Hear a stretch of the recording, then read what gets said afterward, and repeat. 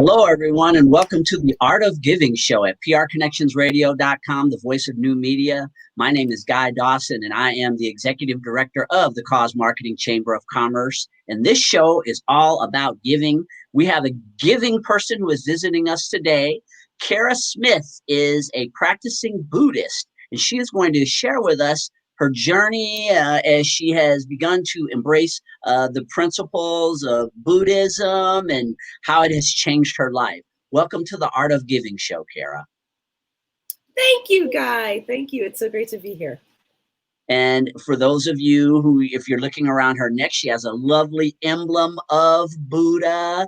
And what attracted you to Buddhism, Kara? Well, it's funny. Thank you. It's actually not Buddha, but I like that. I like that you said that. It's perfect. It's a mask a friend of mine made for me. No, it's fine. But I can answer that question. It's really easy. Initially, you guys may know this. I first heard about Buddhism from Tina Turner in the film What's Love Got to Do with It, when she was chanting. I was like, that's cool. What is that? And that was many years ago. Literally, this was probably 30 years later. I was dating a guy at the time, and he was a practicing Buddhist, and we were kind of on the way to breaking up as we went to a Buddhist meeting, but we got there and I walked in the door and they were chanting Nam Myoho Renge Kyo. 100 people were chanting that. And I was just like, I knew in the moment that this was where I was supposed to be. It just like enveloped me. It was the most beautiful sound. And I thought, this is something. This is something. And I found out information about it. I decided to become a Buddhist right there. I signed up for newsletters and, got connected to my Buddhist group in my community of Mesa, Arizona. And that was 4 years ago. I've been hooked ever since. And you say you became a Buddhist instantly after you started chanting. What was it about the chanting that inspired you to make such a kind of a radical change, probably in your life? What was it in the chanting that led you to want to make that kind of change? It's a little hard to describe, but it's like the sound. It is, and you may hear me say magic because I don't necessarily have the right word for it, but it's Nam Myoho Renge Kyo, when people are chanting in unison and quickly. So it's, it just has a resonance to it. And I was captivated. I just was captivated. Like it was captivating to me. And I knew because Buddhism is always something I knew that I wanted to study eventually. So when I came into that opportunity, I know better than to say no when opportunities come, I had been praying for something. I grew up Christian and I've been praying for something. I've been struggling, and here was this. So I was like, wow. That's really all I can say. The sound, and that's all taken. It's all part of our practice. There is a beauty in sound, the sound of it, throughout history, cultures across the planet have sound. We have music. We have a lot of music in our practice, but music, like just that sound, hearing myself say it's amazing. I don't sound like there's no other time in my life aside for the morning and evening when I do my practice that I sound like that, which is amazing to me, right? It's just like this thing, because it's like, it's nasally so that you can say it many times without taking a breath. That's how I do it. And that's how people do it. No one taught me how to do that. I just listened and figured out how to do that, right? So it's awesome. It's just awesome.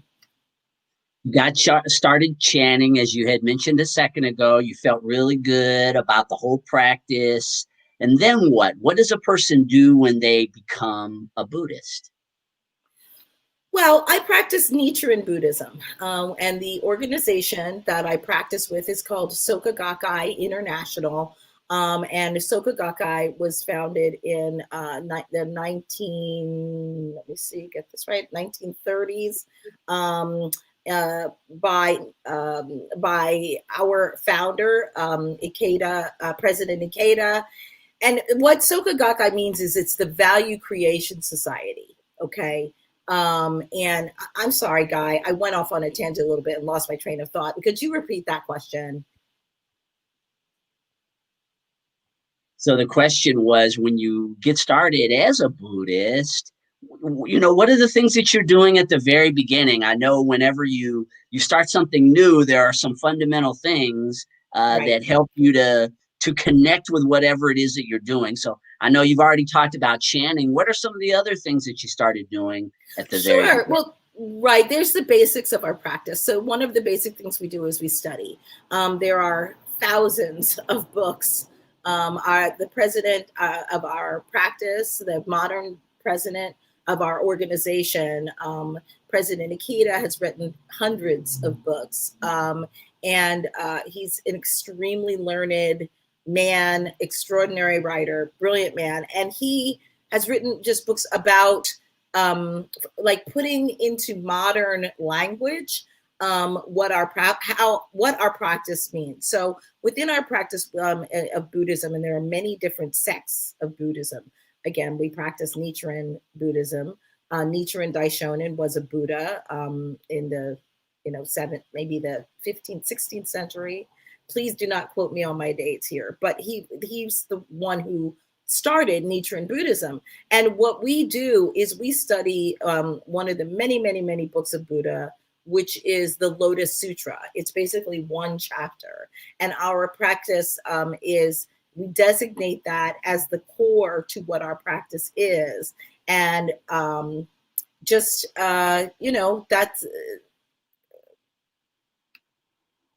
that. I think that's really learning to study about what we do is a fundamental thing. So I started reading. The main thing, the most important thing is I started chanting. I didn't even know what I was saying. I just knew that I was to do Nam Myoho Renge Kyo.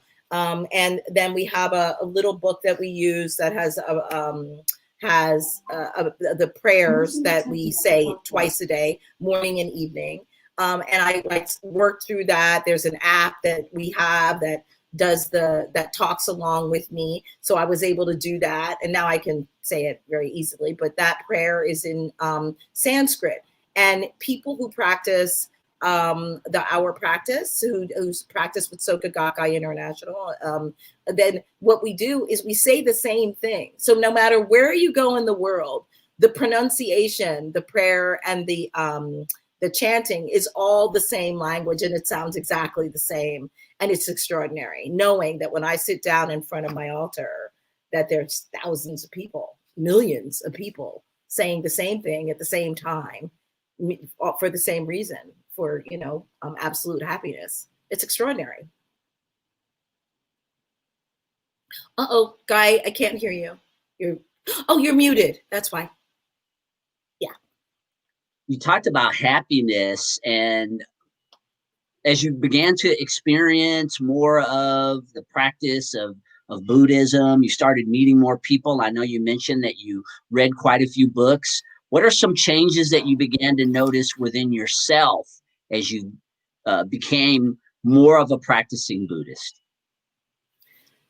Well, I'd say the first thing is that I really had been having financial problems. I've been just some really horrific things have happened.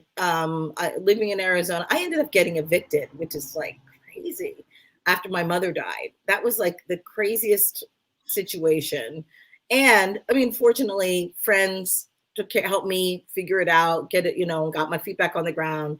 But and then that was before I was practicing, right? And I was constantly what I can say, this is a profound difference. I haven't had a time since then, since I've started practicing, I haven't had a time where, and I've had businesses that I've worked for close, departments get omitted. I've had all kinds of things happen, but there's never been a time since then that I had a gap in my income, even in the midst of that. Like if that happened, I had money in the bank. If that happened, there was other monies that had just come in that I didn't even expect was coming in. That was profound. And I'm a show me kind of person. Like I've never been a religious person in my life ever. And I'm 58 years old and I never have been. So that was profound. I was like, whoa, like I don't think, I think if somebody asked me a question like this, like, why do you like it? Why do you practice? And I was like, whoa, yeah, I have not had that issue since I started practicing. So that's, I think, the biggest thing, for sure, is that. Well, that's really interesting because results are the proof. So when you actually really can notice something significant, a significant change in your life, and specifically you were talking about it being more financially abundant, I guess maybe that's one of the outlets, one of the vehicles to show you what the possibilities are. And that builds your confidence as you've seen these results over and over again and made you more want to dive deeper into the process of practicing Buddhism. Absolutely. I mean, the other thing that's most profound, I mean, it's like, I am the co-district leader for West Mesa, where I live in Arizona. And before the pandemic, for a couple of years, my district, we would have weekly meetings at my house, at my apartment. And that was super fun. Next thing, over time, I live in a quadplex, like there's 4 apartments in this house basically. And it's adorable. Like it's built in, I think like the 1960s, which is old for here, 60s or 70s, has a lot of the original like details and things. It's beautiful. But when I moved in, it was kind of a dump, but I'm a New Yorker. I figured I could fix it up, do what I do. And it's really cheap. Actually, it's really inexpensive. So, I started, I was doing those, the people were coming. Next thing I know, so a new owner bought the building. We got a brand new roof that was put on. It was painted. It's beautiful. There's like, all these different improvements are being made. He's starting to fix up the backyard and it's beautiful. And he hasn't raised the rent and he's not going to, and that is nothing but a benefit. That was just like, whoa. And it was profound. It's just profound, so yeah, that's, I think, one of the biggest things for sure. And you talked about the fact that Buddhism seems to be something that is about others in a lot of ways. You talked about how you chant, and there are other people all over the world who are chanting at the exact same time. Could you talk to me about the connection that you have? Because you mentioned these people, it seems like there is almost not even almost, there definitely is some type of an energetic or spiritual connection that all of you are making as you're chanting at the same time. What does that represent for you? Really unity. I mean, it's amazing. And I say amazing because we have an app, there's a couple of apps that new members can use, or that people start to chat. There's one that's called Chat Buddy, and then actually SGI has an app where you can tap on it and it will chat with you, and you can have the audio, which is a couple of hundred people chanting. You can have that play with you at the same time. And I haven't used that recently, but I used to, because it just is, it's a tangible to what I'm aware of, that there's all these other people. It's in Buddhism, we believe that everyone's a Buddha. Everyone has a Buddha nature, every human being. And it doesn't extend to just humans. It's like any living creature has a Buddha nature, but particularly with humans, sorry, my glasses are going all the way here. But yeah, with humans, we have a choice of being able to access that Buddha nature or not. And it's only in when we as Buddhas are that higher self, are committed to being that Buddha self that we are, that higher level, it just has, the world show up differently, very much differently. I mean, Buddhists are some bad folks, you know. They're like, when I say bad, I don't mean bad like negative, I mean bad like good. But they're like amazing. But when I say that, these are very, very powerful people. You know, Herbie Hancock is a Buddhist, you know, Tina Turner is a Buddhist practicing, right? So, and you look at the accomplishments of these people and what it is about. It just brings you to a higher level of awareness of our strength as human beings. We probably, you know, in life, we probably go around with about 3%, you know, with what our capabilities are. And I believe that, you know, our practicing Buddhism just has everything I could ever possibly want come to me. But one of the main things that we do is we chant for others, right? And have these kinds of conversations to have, so that Buddhism is available to everyone. I do that because I know that, like nothing else, this practice has my life work. It has my life work. And I'm like, okay, let's try that on. And thank goodness I did do that in the midst of all of it, right? So yeah, it's a big deal. It's a very big deal. I mean, the other thing is, and I do want to share this. I don't know, Guy, there's a big thing happening at my house these days because of where I live. And it's profound because of the issues that African Americans have always had with the police, and especially now that everything's coming to kind of a head, you know, as far as police brutality against particularly Black men, but Black people. And I am, like, in my neighborhood, I'm the Black lady on the corner. Are there other Black people? Maybe. But I live in a working class neighborhood, and there's a lot of crime here. Clearly hasn't been due to the work of the police, but you know, I have now 6 cameras around my apartment. I'm in the N one, the N unit. And I have 6 cameras. And the reason I have 6 cameras is because someone broke into my apartment about 2 months ago. Somebody just like smashed my front window. I'm on the ground floor. My landlord was great, fixed it right away. You know, I was fortunate. I got these cameras put up everywhere, and then proceeded to, since those cameras have been up, it's been once or twice a week, either police are in my house or I'm on the phone with them because I'm seeing everything. You know, fortunately, 3 years ago, I had built a relationship with the police department.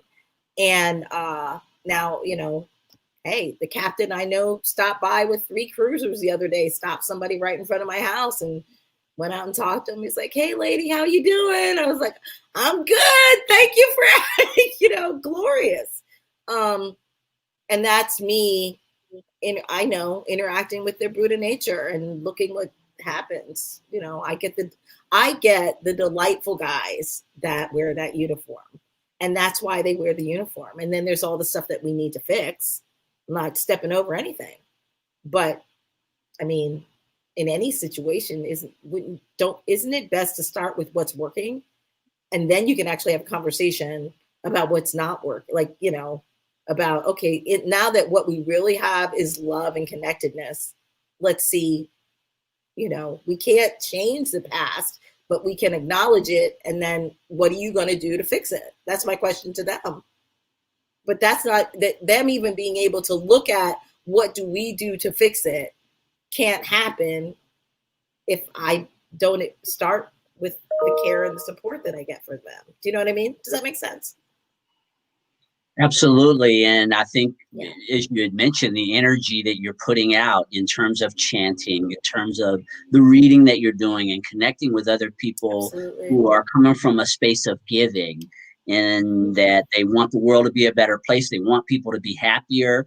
That type of thing has a tendency to attract better situations into our lives. I know from my own Always. experience, I think where you're mentioning these great relationships that you're having with the police, and you feel like they're helping you and they're protecting you, and maybe that's a direct result of the kind of mojo that you're putting out in the world through the work that you're doing as a Buddhist.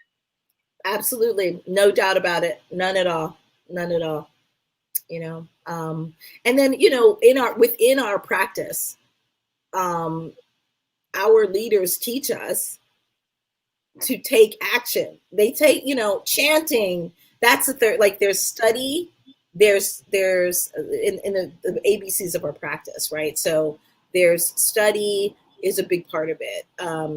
The practice itself is, you know, is right. We call it daimoku when we're chanting. And to do that abundantly is another aspect of our practice. And the other thing that we do inside of our practice is to tell other people about it. Now, if I weren't willing to actually do the practice and then take the ideas that come to me, I mean, honestly, when I'm sitting in front of my altar, which is called a gohanzen, I have to have a notebook next to me. I've had so much creative ideas come to me. It's a little overwhelming. Like you know, I just look through and I've got notes like just happening of these wonderful ideas that come to me when I'm sitting there. So yeah, I mean, it's all about putting it into action. That's all part of it. Just sitting there and praying for something without taking the actions does nothing. So it's a real intricate part of what we do and what we're taught is to put it into action. Chanting and then putting things into action. And of course, I've had discussions with you about what you're doing as a Buddhist, and you had talked about how collectively people in Buddhism are working together to correct some of the negativity or kind of minimize a lot of the negativity, specifically that's going on during a pandemic. We are living in some very interesting times right now. And yes, we are. Will you speak to that, coming together as Buddhists, as you talked to me about, to influence the world in a positive way in terms of politics, in terms of healing of people during the pandemic, homelessness? There are just so many different aspects of the world that are really in need of care right now. And you have mentioned to me the value of Buddhists collectively coming together and channeling their energy for the greater good in that way. Yeah. It's and it's been happening. I mean, this is the thing. President Akita was born in like let me put it, I don't know the exact year, but he was 18 in Japan when Nagasaki and Hiroshima happened. And that was profound to me. I can't imagine being 18 living in Japan at that time, right? And then, you know, my father was a Tuskegee Airman. So, you know, and he was a liberator and he was a bombardier. You know, my dad had probably the worst job that you could have in the Air Force. He's the guy that pushed that button that dropped the bombs. What a horrible thing, right? And you know, I am practicing with Japanese people whose grandparents were practicing Buddhism with our president when he was 18 years old. So the connection, like that, it's profoundly related for me. I am profoundly related on a generational level with my sisters in Japan who are here, now I should say from Japan, who are here doing the practice here in the United States. It's profound. And I know that my father would be very proud of me to do this. He'd be like excited, you know, he would. My dad passed away a few years ago, but yeah, there's, you know, one of the things that President Akita, I don't know for how many years, for decades, every year he has an nuclear war, like a peace conference, anti-nuclear weapon peace conference every year. He's spoken at Harvard, Stanford, all of the major universities. His honorary degrees from over 140 universities around the globe. So to be connected with this level of intellect at a spiritual level is what I've been wanting my entire life. You know, my dad was a college professor. I have my master's degree. I'm like, you know, so I'm definitely a show me person, like no kidding. And just over and over and over. I mean, Guy, meeting you and having this conversation, wow, you know, I mean, it's like from nowhere. So that's, yeah. I mean, I would like to put some information, like if people want to learn more about the practice so they can go and find out more. There's certainly, I can put my contact info there, you know, on Facebook or whatever, we can connect. I'd love to answer questions. Yeah, it's a beautiful, beautiful practice. It's a beautiful life. You know, I mean, I was in a meeting on New Year's Day with over 500 people, and the little kids, like their parents helped them put the whole, like to MC the meeting. You know, I mean, little, like we're talking 8, 9, 10-year-olds speaking articulately, organizing, you know, introducing people. Now, clearly their parents were doing that, but to watch, you know, that's extraordinary. I'd never seen anything like that, quite frankly. It was like, wow. And I love that I'm part of this. You know, I love that. It's all amazing. And as a practitioner of the art of giving, Kara is in the development now of her own show. She's actually going to take a spiritual version of the art of giving that we bring to you. And Kara, what are some of the things that you're going to be talking about in terms of Buddhist practices that can help people in a practical way, as with the spiritual version of the Art of Giving show? Sure. So one of my favorite things is being happy. Is like we with our practice, we are always looking to attain absolute happiness, which is happiness, the experience of happiness, no matter what the circumstances are in our life.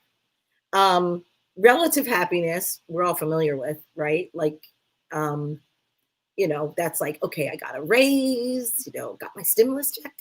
You know what I mean? Like that kind of happiness, right? Is when we attain something, or we're going on vacation, or something physical that happens. That's happiness that's dependent upon another something that's outside of ourselves, or another person even, right? Relative happiness is my kitchen caught on fire. I've lost, you know, we just decorated it and I've lost everything. And I'm really excited now because now I can afford the kitchen that I really, really wanted, that I couldn't put in when we redid it because we didn't have the money. But now that there's the fire and I have insurance, I can redo it. I mean, that's like, you know, but no, I mean, but seriously, like it's a way to look at things. It's a belief.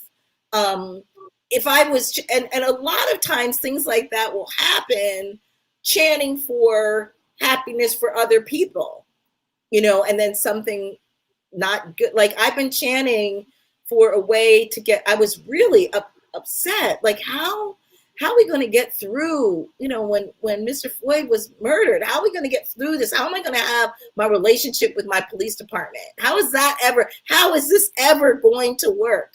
And I've been chanting for that for weeks. And next thing I know, my window got broken, which I really would not have chosen that. But what ended up happening is because my window got broken, I got my cameras, and now I'm on the phone with my police department I don't feel like a victim, but as someone that needs their help, and someone who's in partnership with them to take care of our community, like actively. That's amazing. Like that to me, maybe that, you know, people are like, how can you be so? It's like, because it's a relative happiness. Okay. It's like, talk about getting a bucket of lemons, you know. It's like, well, okay. Let's make those really lemonade everywhere, and lemon tarts and lemon cookies and lemon cake, and you know, like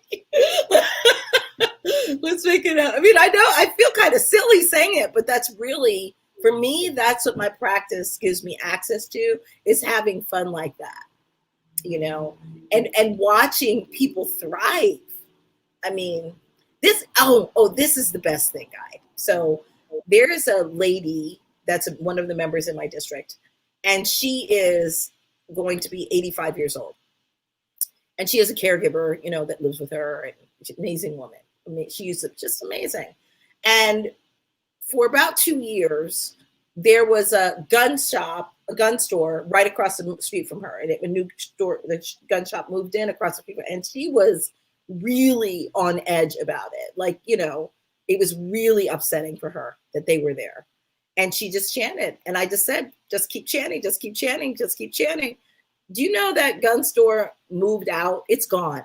It's gone. I'm like, what? Yeah, it's gone.